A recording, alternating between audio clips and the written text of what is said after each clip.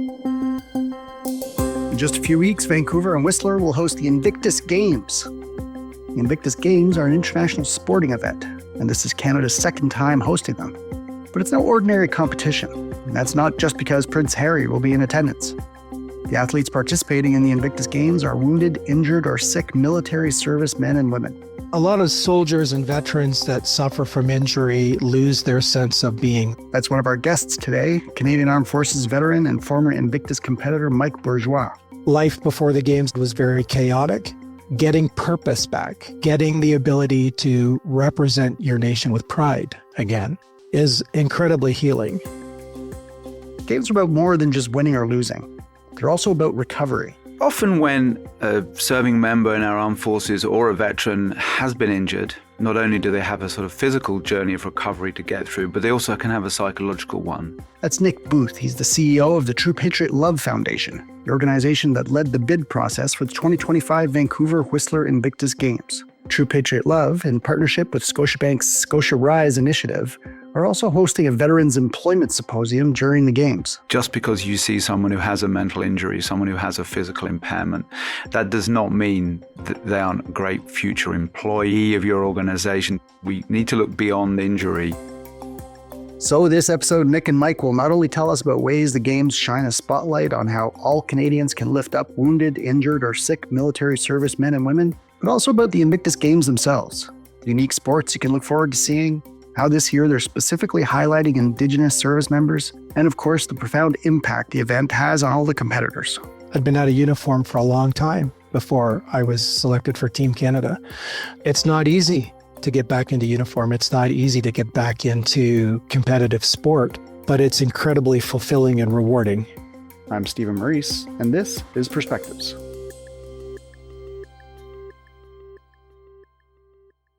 Nick, Mike, thank you so much for joining us today. Really glad to have you here. Well, thanks. It's an honor. Delighted to be here. All right, Nick, maybe we'll start with you and we'll start with the basics.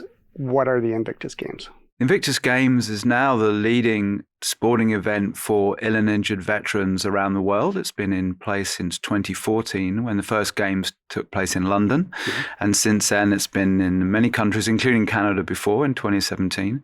But we're thrilled to be hosting the first ever winter version of the Games in February in Vancouver Whistler, when welcoming over 535 competitors from 23 nations to the great mountain scenery that is in British Columbia, but most importantly, a whole range of adaptive sports that will inspire them on their journeys of recovery post-injury. Okay, and so what's the purpose? What's sort of the mission of the Invictus Games? Often when a serving member in our armed forces or a veteran has been injured, not only do they have a sort of physical journey of recovery to get through, but they also can have a psychological one. Mm-hmm. And they need that inspiration to get them moving again. Post-injury, sometimes they may also have to medically release from the armed forces. And so the Invictus Games was born to really give that inspiration to our serving men and women, those who have had some form of illness or injury, and to give them the inspiration to get fit, get moving again, and rebuild their journeys of recovery in order that they can go on and live a healthy and happy lives post their time in uniform. I see. And would that have come out of towards the end of the Iraq War, I guess, where maybe countries would have been seeing injuries that, at least for some countries, wouldn't have been the case for a while? That's absolutely right. They were born in 2014 at a time when many of the certainly Western nations were taking significant numbers of wounded and injured, either in Iraq or Afghanistan. Obviously, from a Canadian perspective, typically more in Afghanistan. Right. And in many places, those recovery programs were not in place. People were coming home and not getting the opportunities to rebuild themselves post-injury that we do hope are now in place. And so over the years, since those first Games, the movement has grown globally. It's now on all 6 continents where humans live, and has reached out to a number of new nations, because places in the world that are taking significant numbers of casualties now, like the Ukraine, were not part of the original Games back in 2014, but really obviously need rehabilitation recovery programs in significant numbers. Let's see. Mike, we'll get to you in a moment. I just have a couple more questions for you, Nick. Can you tell me a little bit about the Vancouver Whistler Games in a little bit more detail? How many athletes do you expect? What sort of events will take place? How many countries are coming? Vancouver Games taking place second week of February will be split across Vancouver and Whistler. And what's unique about them is that this is the first time ever we've had winter sports taking part. So we're combining the most popular current Invictus sports that you can do indoors during the winter. So wheelchair basketball, wheelchair rugby, sitting volleyball, indoor rowing and swimming. And we're adding to that the exciting new winter sports. So we'll be up in Whistler Village doing alpine skiing and snowboarding, cross-country Nordic skiing and biathlon. We'll be doing wheelchair curling. And then the one that seems to be generating a lot of excitement is skeleton. Of course, some of the competitors coming from the 23 nations will never have seen snow before. Right. We have Nigerians coming who are going to be doing adaptive skiing and skeleton. So it's really the thing to remember about Invictus. It's not about winning. Right. It's not a Paralympics. The people are chosen because of where they are on their journeys of recovery. And very often the person who comes last is the one who gets the biggest cheer, because they're often the one grappling with the most significant impairments or perhaps have got further to go on their recovery. The games were started, at least in part. Prince Harry was, one of the people pushing for this to happen back in 2014.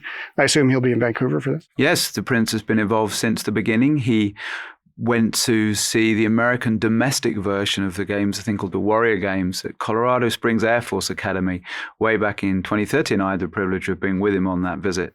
And was inspired about how adaptive sport can be their vehicle for recovery for our men and women in uniform. And so he challenged us to put on the first ever international version of the Warrior Games, which became Invictus just over a year later. And since that time in 2014, the Duke, as he now is, has continued his involvement. He's the patron of the games, so he's been at all of them. He's very involved. He's been out to Whistler on a number of occasions to view the facilities and to meet with the staff team who are organising the game. So Prince will be there. He'll be leading from the front. He has a great connection with the armed forces. He did 2 tours of duty in Afghanistan, as you may know. So this is really his community, and he's deeply fond of them. And I think they're pretty deeply fond of him after all he's done to change so many lives over the years. Okay. Mike, I'd like to turn to you. Maybe you can tell us a little bit about your background, how you came to be involved in the Invictus Games. I know you were part of the games at The Hague in 2022. Give us a little bit of your story. Sure, happy to. I served 22 years in the infantry. I was an infantry officer in Princess Patricia's Canadian Light Infantry. I joined the service at a very young age, right out of high school, and retired in 2009. My story is weird, Cinderella story, really. When I was in my early 20s during training, I had a tragic accident and fractured my spine. Was misdiagnosed. In fact, it was completely missed. And I then served an entire career with a fractured spine. Wow. But when you're young and you're fit, the muscles compensate. So I'm in my late 30s and suddenly I started to lose sensation in my hands and my arms. The sort of jobs that I was doing as an infantry officer, you just can't do when you don't have mobility and dexterity and fine motor control. So I mustered out under a medical release. And then I went over to the corporate side. I worked C-level for a number of years. I really enjoyed that. And one day I was in a boardroom giving a presentation and my brain stopped. Everything just stopped. Everything went blank. I couldn't get my train of thought back. There was something going on. And over the course of several months, came to realize that I needed help. That's the hardest thing for military veterans and serving members to acknowledge, is that there might be a problem and they need help. Mm-hmm.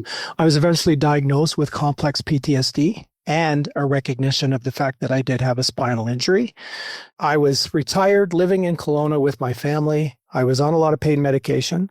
I was getting help. I was seeing a therapist and had some supports in place. I did a operational stress injury recovery program, which was tremendous and helped give me the tools I needed.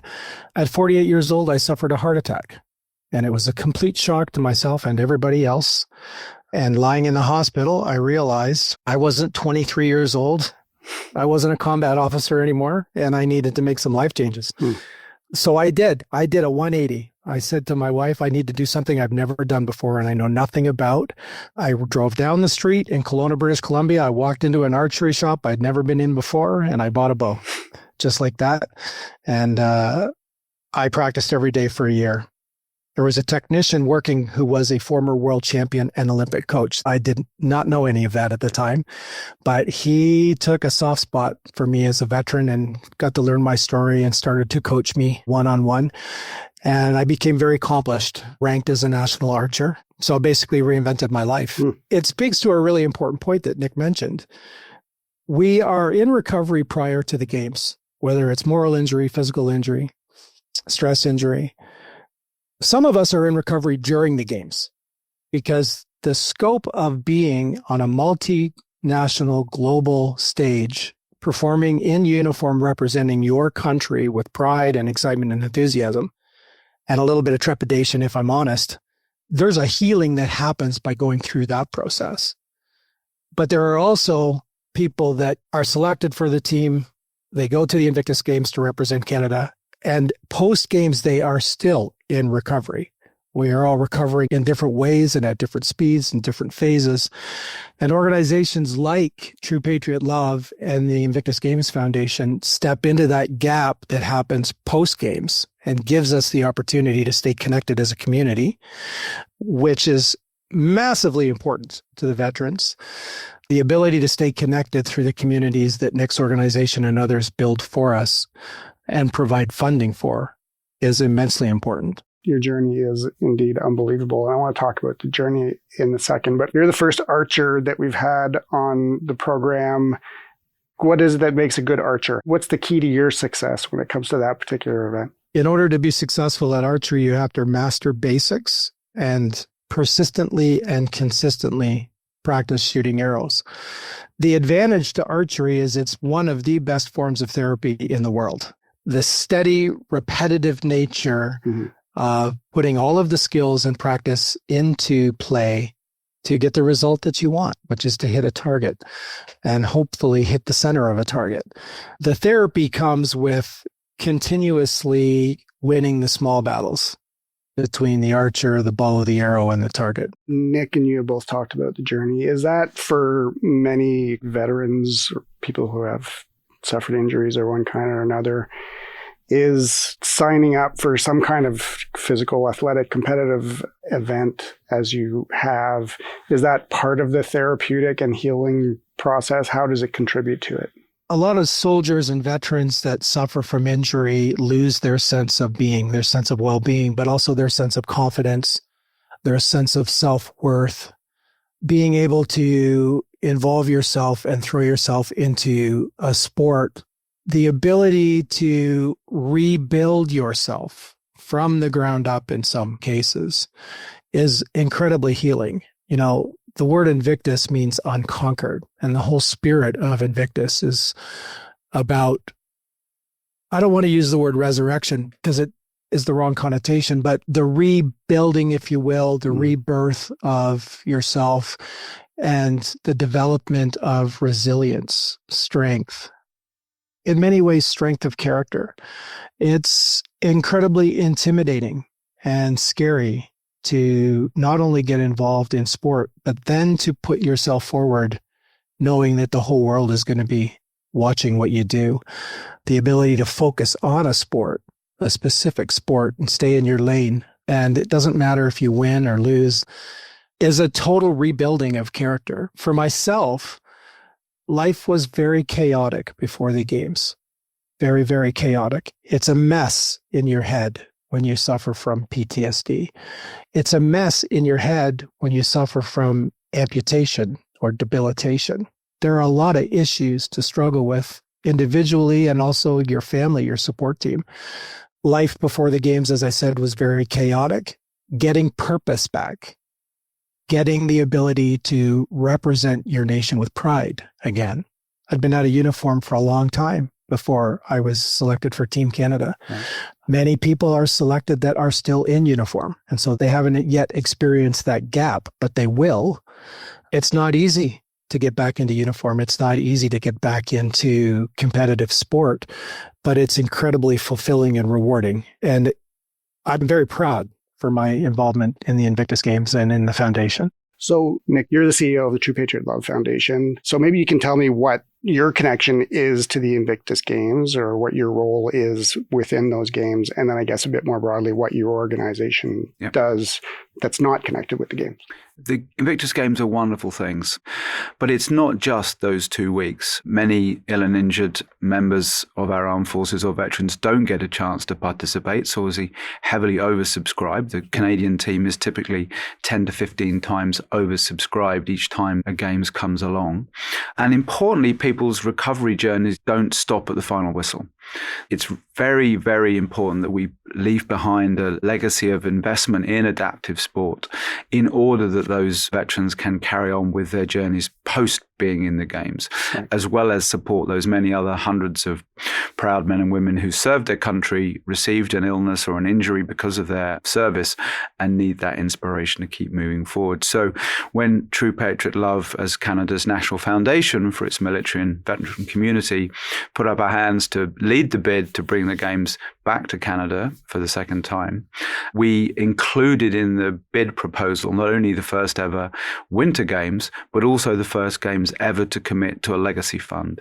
And so we hope through the fundraising that we're doing around the Games to generate at least $5 million in order that we can invest in year-round programming for our ill and injured members long after the Games are finished, as well as support for their families. And we know how important families are on those journeys. If somebody's injured, the first person that's going to be there for them each morning when they wake up is going to be their family member. And so we're also providing, for example, mental health support for family members and friends around the team in order that they can also support those journeys of recovery. And so we're very proud to be leading not only the Games overall as the bid winner, but also will be the custodian of the legacy funds in order that we can continue to invest in those programs going forwards. Okay. Before we go on, Mike, the term adaptive sports has come up a few times. Maybe you can explain what that means. Well, adaptive sport, first and foremost, is trying to level a playing field to allow anybody and everybody who has the will and the desire to compete to be competitive in the venue of their choice. It started really to take on popularity through wheelchair sport, but adaptive sport takes it a step further. Adaptive sport opens up opportunities in specific disciplines that would be unreachable, unattainable for somebody who, for example, is missing limbs. I've competed against an archer who uses a foot to release an arrow. I've competed against athletes in that sport who are legally blind. We've seen the same in running. We have an athlete who's blind who has a partner who runs alongside them and they're tethered by the wrist. The great equalizer is adaptive sport. But more importantly than that, it allows somebody to come in who otherwise could not be a part of this amazing family. And instead, they get to compete, they get to represent, they have the same pride, and they can win at their sport the same as anybody else can win at their sport. So the great equalizer is the best way I would describe it. I see. And Nick, I understand that you're working pretty closely with Indigenous people in British Columbia around the organization of the Games. It's been such a privilege to work with the 4 host nations upon whose land the Games will be taking part. When we put the bid together 3 or 4 years ago now, we were very cognizant of the recommendations made by the Truth and Reconciliation Commission of Canada about organizations putting on major sporting events, not only to respect land protocols, but to work in close partnership with our Indigenous population. Mm-hmm. But we've gone, I think, as far along that journey and beyond that point, because we've just had great support from the nations. The 4 nations all represented on the organizing committee. All the artwork from the Games has been done by artists from the 4 nations. And importantly, we're also going to use the Games to tell the story of Indigenous service in Canada's armed forces. The First Nations of Canada have stepped forward and proudly represented, even before Canada was Canada, way back to 1812, but throughout the First World War, the Second World War, Korea, Afghanistan, to date, many members of the Indigenous population serving in our armed forces. And often that was a challenging experience for them. And so we want to tell that story and the proud service that they've given to the armed forces, as well as showcasing the fantastic cultures in the great province of British Columbia, where so many nations are based. I know one of the things that you're doing as part of the Games this year is a veterans employment symposium. I know Scotiabank has been supporting that through its Scotia Rise program. Can you tell us a little bit about what that is, what it consists of, and what you're hoping to accomplish with that. We're delighted that at the early part of the Games, we're bringing together, with Scotiabank's help, a number of the different sponsors and organizations who will be with us in Vancouver Whistler, and indeed others who will come in to take part in the event. And we'll be sharing learning from organizations like Scotiabank, who do veteran hiring very well. Other businesses will say they want to be veteran friendly, but they just don't know how to do it. Right. And often the connection between someone leaving the military and a successful civilian transition is hard to make. We know that our military have incredible skills, leadership, resiliency, but we don't necessarily know what it looks like in the civilian world. If you've been a submariner or an artillery officer or an infantryman, what does that look like in a bank? Well, it probably looks like a great employee or a great leader, but they don't know what civilian jobs are called. Their resume is probably full of acronyms and military terms that don't connect with an HR department who are looking in a fairly in-the-box way. And so the more we can share best practice to say, businesses are looking for talent all the time. There are some great leaders already in the civilian world. I have them in my organization at True Patriot Love, who served and have now gone on to be great civilian employees. But just making that connection easier for both sides. How do you find them and how do you keep them? Because there can be quite a bounce when you leave the armed forces, and you may well get a job and be able to pay for yourself and your family, but it's going to be different. Having been told every day, I can speak to it, you wake up, you're told what to do, you're told what to wear, you're told what to eat, you're told where you're going. That doesn't happen in the civilian world unless you've got a really command and control boss. But most of us don't live in that environment. And yet, you've got extraordinary skills and talents that the business can draw from, but it's going to feel and look very different. And so how do we make that easier for people through employee resource groups, through buddying, through mentoring programs, through preparing people better before they leave the armed forces in order to understand what transition is going to be like. So that event we're doing in the Games is to bring together all of the stakeholders who are going to be with us, both the government, Canadian Armed Forces, corporate organizations like Scotiabank, not-for-profit organizations like True Patriot Love and the Invictus Games Foundation, and we'll come together to look at how best we can support those men and women who are either about to leave, in the process of leaving, or who are already gone on but may be struggling in their time post-uniform. Right. Mike, what has been your personal experience of either going through that transition from military life to civilian life or that of your colleagues? The central theme in that whole journey is about structure. You come out of the military and you're accustomed, as Nick said, to having every moment of your day planned. Most veterans that suffer in silence after they leave the armed forces, it's because they don't have anything to put their positive energy and focus on. They don't know what to do with themselves. And so they wallow in self-pity and depression sets in. And I'm not talking about everybody, obviously, but it's a real issue. And it's a serious issue in areas that are not served by our Canadian Armed Forces organizations because they're remote. They're removed from the infrastructure. For myself, to answer your question, I'm personally in a much greater positive space now than I was. 5 years ago, we couldn't have this conversation, Stephen. Right. I would not have been able to use the words PTSD or recovery or weakness or illness. My personal testimony is an example of what this journey does for people and how important it is to let the public know that this is going on, to raise awareness for veteran issues and serving member issues. That's a great way to sum it up. Nick, maybe I'll just put a similar final question to you. What would you like people to take away from this conversation about the Games and what they mean? I think the Games operate on two different levels. There's the individual journey of recovery that team member's going to go on, both having the courage to admit they need help, filling in the form, actually getting selected, training, being in a very high-profile environment, and then carrying on with their recovery. And that is a difficult journey, and we will do all we can to make the 56 Canadians coming to Vancouver Whistler have the best time. The 535 athletes from around the world have the best time that they possibly can.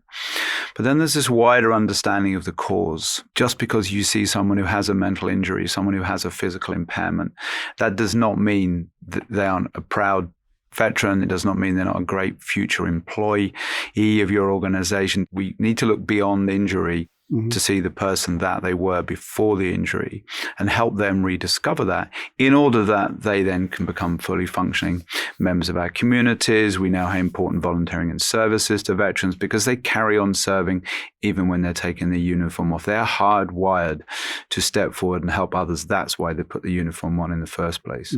So I think that wider understanding amongst the public who come to the games, we hope everybody who can be in Vancouver, Whistler, or travel to Vancouver and Whistler, come and see the games, 8th to the 16th of February. But if you can't, it's going to be broadcast on the TV. It's going to be live streamed. So wherever you are, we really hope people can watch that. Fantastically grateful to Scotiabank for its sponsorship of the games and its leadership of the employment work. And they've been a great supporter of True Patriot Love over the years as well. So the bank's got enormous commitment to this subject. And so I hope all those listening to this will really appreciate what we're trying to get done and will do their piece irrespective of where they are. Just to reach out to veterans that they know, check in that they're okay, think about them as potential, as I say, employees of their organizations or just members of the community.